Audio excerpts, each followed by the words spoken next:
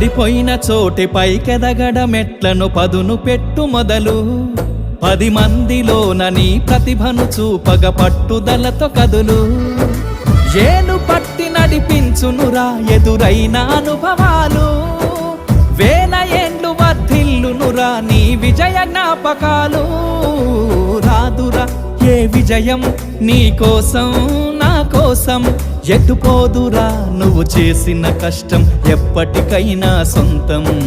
కాలంతో పయనించే వాడికి కానిది ఏముంది సాధనతోనే సాధ్యమవ్వునని సదాశయంతో సాగర ముందుకు రాదురా ఏ విజయం నీ కోసం నా కోసం ఎటుపోదురా నువ్వు చేసిన కష్టం ఎప్పటికైనా సొంతం